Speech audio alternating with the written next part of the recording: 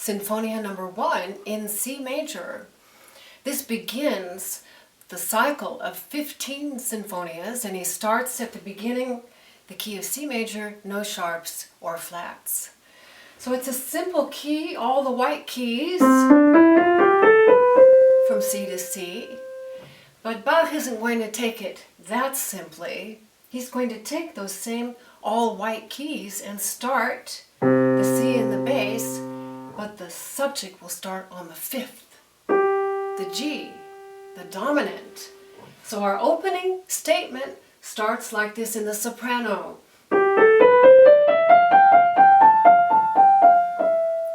And that's actually built on the white keys all the way up, which would be G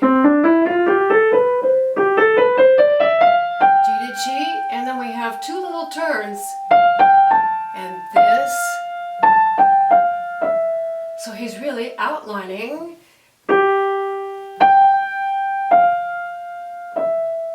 That's beautiful, isn't it? And those are key notes, the 5, the 4, and the 3, and the 1. The next measure, the alto answers, and it sounds like this.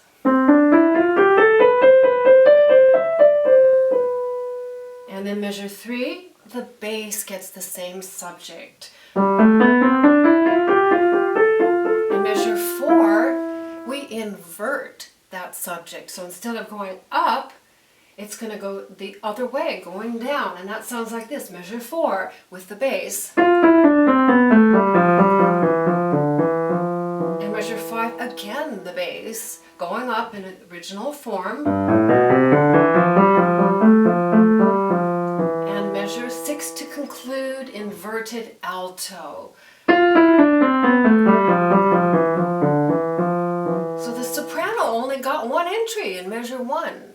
And that is pretty typical for the rest of this piece. 21 measures in all. The last measure is just a whole note. So let's call it 20 measures.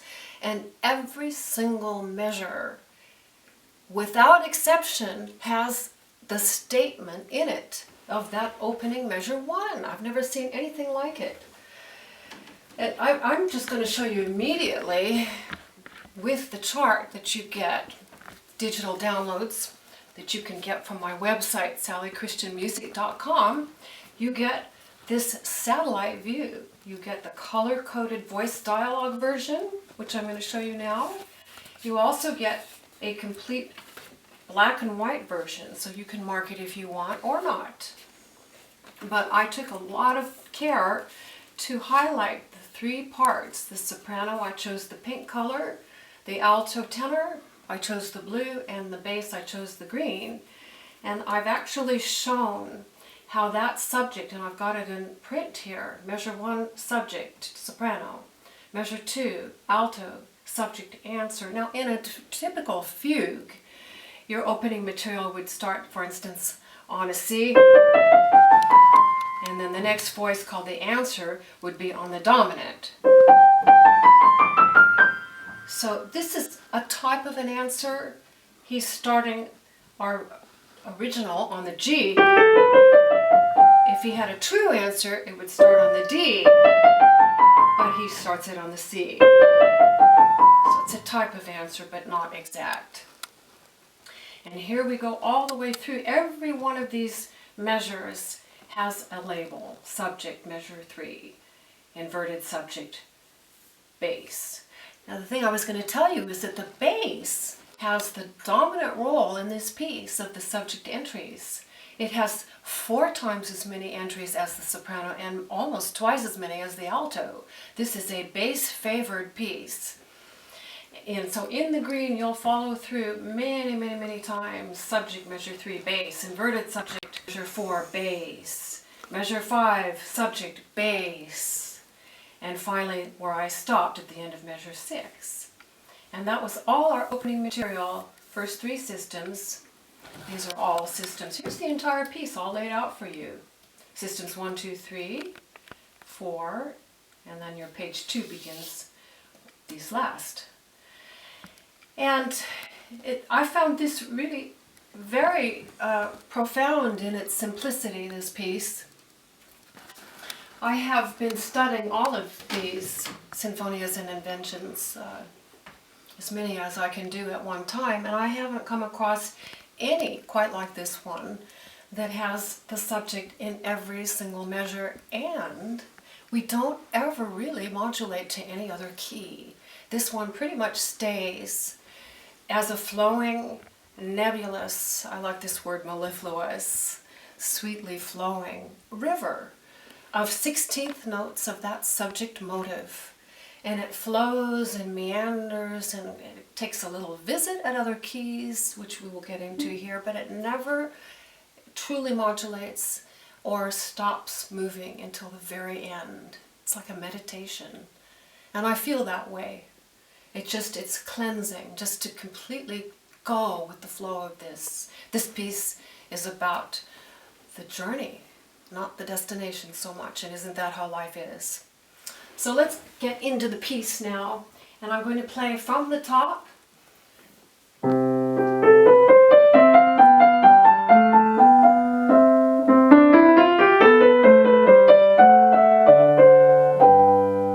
This sounds like it may be G major, huh? But look what happens right away in measure 3, F natural. See, we just took a peek at what might have been G major, but we didn't stay there at all. And now, in measure 3, I'd like to point out over that bass subject, we have the other two parts above it, which are the alto and the soprano. Now let me play these as redistribution. I'll take the soprano with the right hand, the alto with the left, and let me play this for you because this becomes a very important subplot in the piece that he develops, starting in measure 3 here.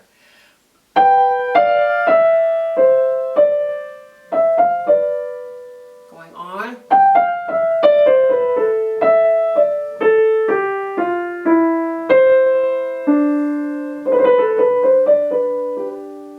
So they're talking to each other. And one of the things that Bach is trying to teach us is how to play.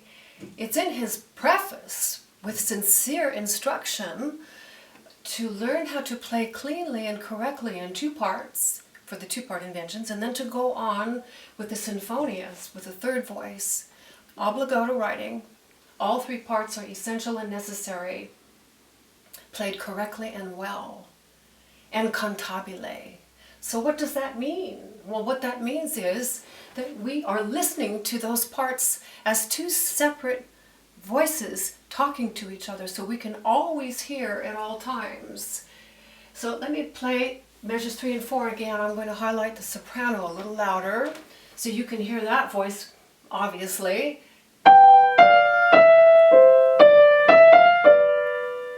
And now let me reverse it and make the alto the dominant voice. Sounds like a different piece, doesn't it? So when they join, this is absolutely beautiful. The second, and a resolution to the third, another second. These are the details that make it beautiful. And now with that subject in the bass, let's put all three of these together.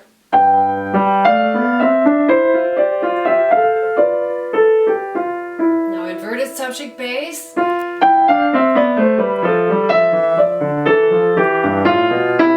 Alto. Now alto. See how I brought that D out? Because it's now going to go on in measure 6.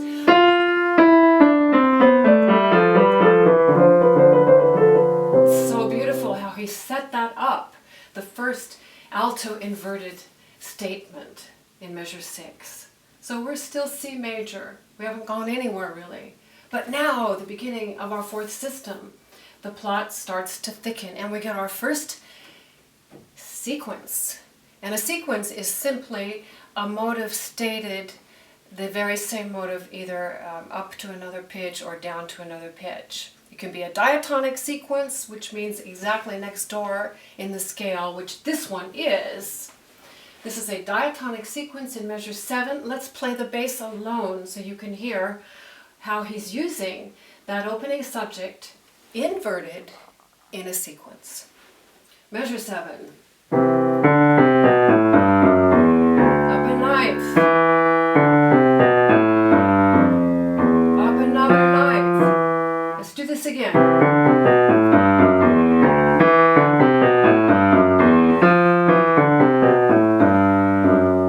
Where is he taking us? What is this? Could be G major. Now above that, I'm going to take the two other voices, the soprano and the alto again. And I did I'll show you my working copy. I put colors on mine, just like you get in your satellite view. I took the 3 colors, pink, soprano, blue, tenor, or alto, and green for bass. I like those colors. They're restful to my eyes and I can see them clearly. It helps me to learn these parts absolutely and crystal clear, so I can actually track all 3 parts at one time. Now your version only comes in black and white for your working copy, but take your colored pencils if you want and mark it in like I've done this. Choose any colors you want. It's extremely helpful. You'll be amazed the things you find when you pick up your pencils, your colored pencils, and start marking. I have found so many hidden things that I would never have found if I hadn't used colors.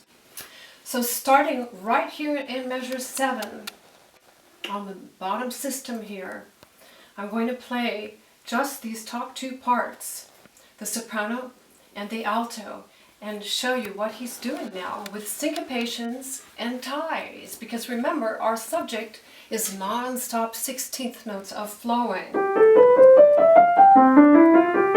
So something has to offer some resistance to that, some interest to that, and he gives it in the other 2 voices. In this form, I'm going to count. Measure 7. 1, this is all soprano, and then the alto. 4.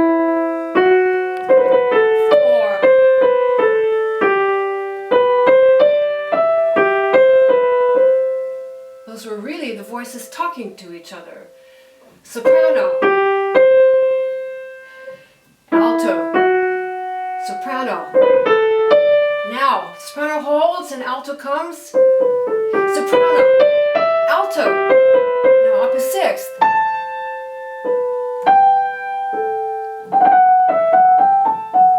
Isn't that beautiful? The 6ths.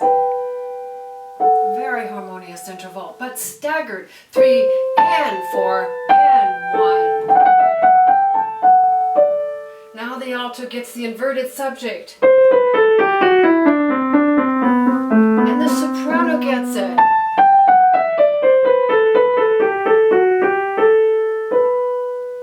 And that takes us now to the top of page 2. But before we get there, because this really starts to get kind of murky and dark and it's like following that river, and everything gets a little overgrown, and the sun's not really there anymore. Hands everything together at the bottom of page 1 so you can hear this sequence. Measure 7.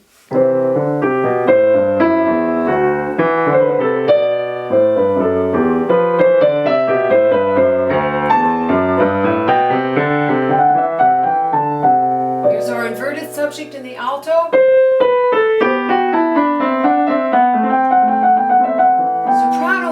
Subject. Now parallel 10ths with the alto. And now the bass, measure 11, gets an inverted subject. Watch. Are you expecting this? Oh my gosh. That was a diminished minor 5th. Kind of spooky. Now what's happening after that? Ready?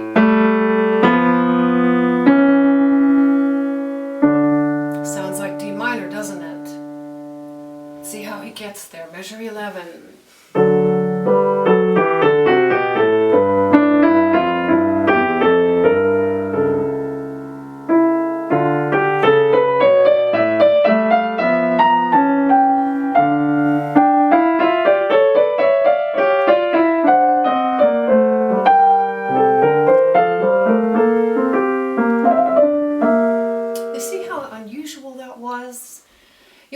play this many, many times in a row slowly. I played this at about a quarter tempo. I'm actually deciding on the ultimate tempo that I would like for this piece. And I keep wanting to go into the slower tempo. I mean, I've heard, well, for instance, the Glenn Gould recording is so fast. He goes...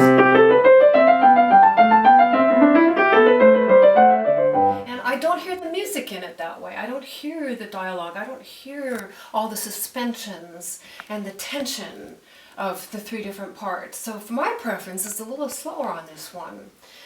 So let's try this again. I'm going to try to demonstrate this very slowly to you now at the top of page 2. So we can hear everything. Now, this is a little contrary motion. And another.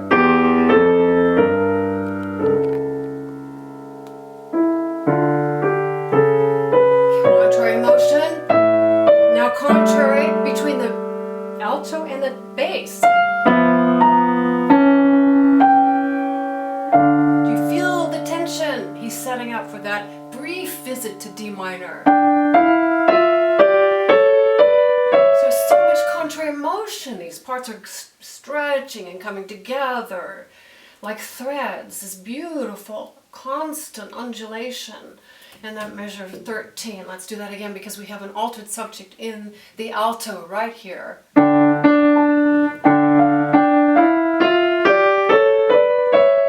that's shared between the hands.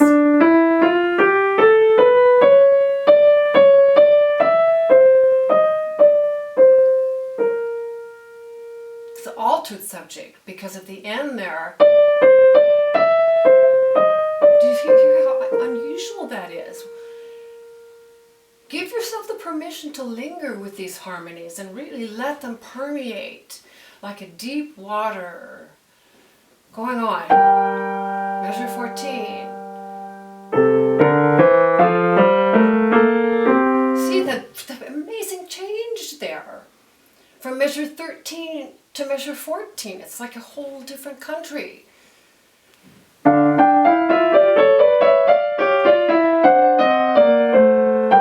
Right away, F major almost. Oh,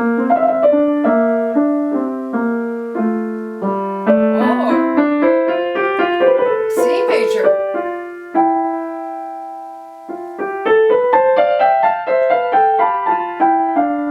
But we're not done yet. He's not going to end it there. And before I go on, I want to show you what I found incredibly interesting. Right here in the middle of our page 2. These top 2 parts now, remember, as a counterbalance to the constantly flowing river. And notice here, I put labels in mine all the way. Every single measure has a label. Inverted subject, altered subject, altered subject, subject, subject, altered, inverted. I mean, this is kind of amazing as a study. You don't really hear any of it. It's done so beautifully, so seamlessly. It's just pure music. And I find that the joy gets compounded. The more I understand, the deeper look I take, I look deeper and deeper and deeper, the more I fall in love with the piece. That's the joy of music. That's the joy of learning. It expands us, it enriches us, knowing that it's there. It doesn't take away from the power and the mystery and the sacredness of the music. I used to think it did. In college, I really objected to having to understand and study all of this, all the harmonic changes. I thought, oh, you're spoiling the mystery of the music. But I found as I got older and continued teaching and learning that on the contrary, it just made it more of a mystery and more powerful. This is kind of an amazing thought, isn't it? Thank you for letting me digress a little bit there. But these are all part of the elements in teaching.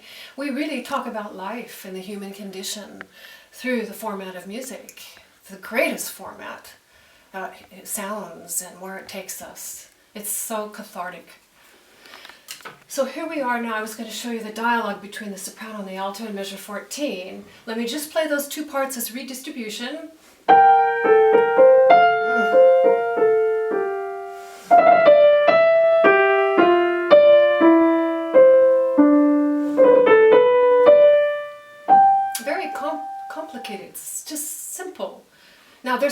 syncopation going on here. I'm going to play the soprano and count 1 and 2 and 3 and 4 and 1 and 2 and 3 and 4 and 1.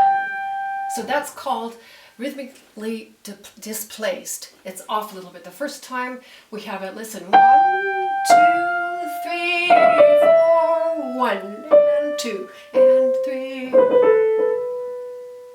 Now under that is the alto. 3, 4, 1, 2 and 3, 4. And be sure to release it exactly.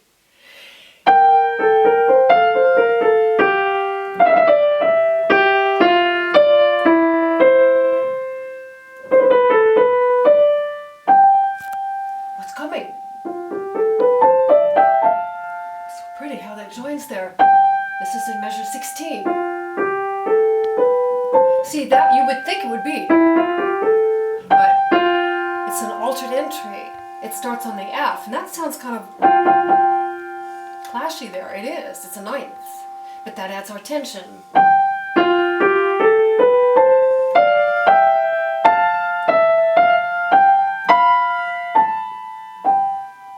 You know what's coming. That beautiful, pure sixth. And under that, simple descending C major scale. It's such a gorgeous measure. Let's try that in a measure 16, all the parts together.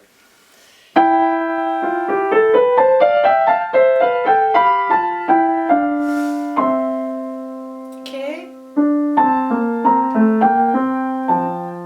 Okay, we can come now to our last sequence.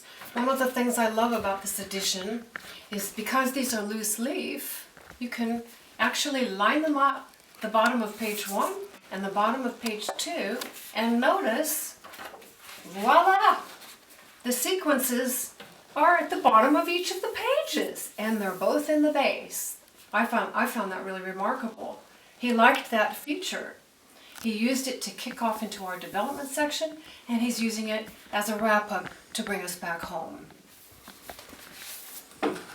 So here we are, the final sequence in the bass. Let me play that by itself first. Such a beautiful line with the inverted subject.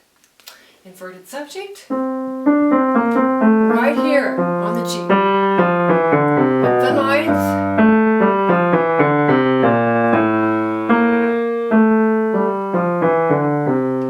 And right away, one last subject. We've heard that before. We heard it in measure 1 in the soprano, and here it is in measure 19, second to the last, full measure in the bass.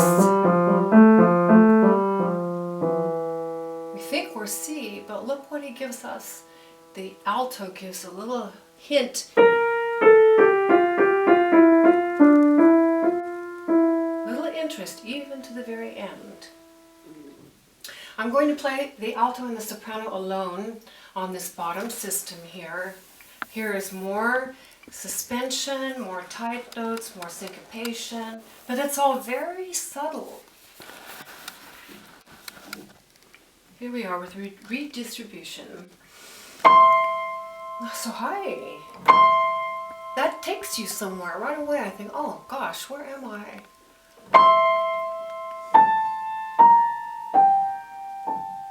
So beautiful. Oh, this was really tricky. I had to work so long on this to get this. Okay, so here we are, measure 17. So, now the alto has these 16ths. Now the soprano gets these. So that's hard. And now the alto. Now when you hear this all played with the single hand, you don't know what's what. But it helps if you consciously know, intellectually know, that's not all one voice. They're wrapping, they're interweaving, the threads are intertwined.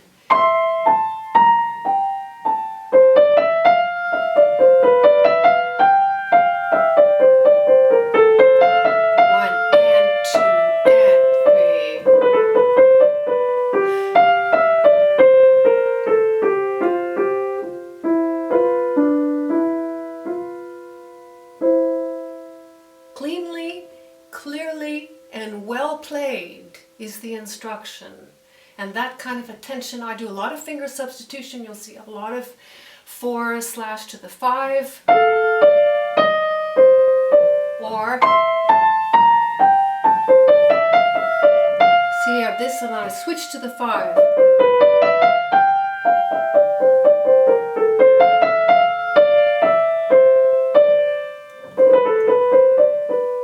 Takes a long time. Let's do the hands together and see how we end this piece. Measure 17 to the end. So remember, we're going back home to C major. We never really left. He couldn't resist, had to get that B flat in there. But there it's gone. Here it is. Gone.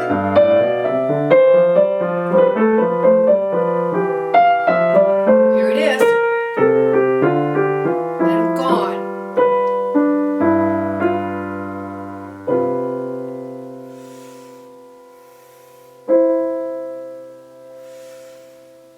Breathe. This is your meditation. In fact, when I learned this piece, I was learning the first 2 sinfonias as a pair, the C major and the C minor. And I love it because this one ends here, and then the C minor starts. And I used to do it as a loop. And one would end, and then I'd start the next. And I'd go back and forth and back and forth and learn them that way. And it became my daily meditation. The last thing I want to say, and it ties in with what I just said about these 2 pairs, the C major and the C minor sinfonias, became my friends. And I tell my students, when you find a piece that you particularly love, this will be your friend for your entire life. And I expect the C major sinfonia to be my friend forever. All this work I've put into it, all of these details, it's like the mother's love for the child is so strong, and it becomes embedded in your entire psyche. You know everything about your child, and you know everything about this piece. And this piece is there, no matter what, for you to turn to in moments of joy, in moments of trial, in moments of peace, and just for the simple pleasure of beauty. Thank you, and enjoy practicing your C major sinfonia.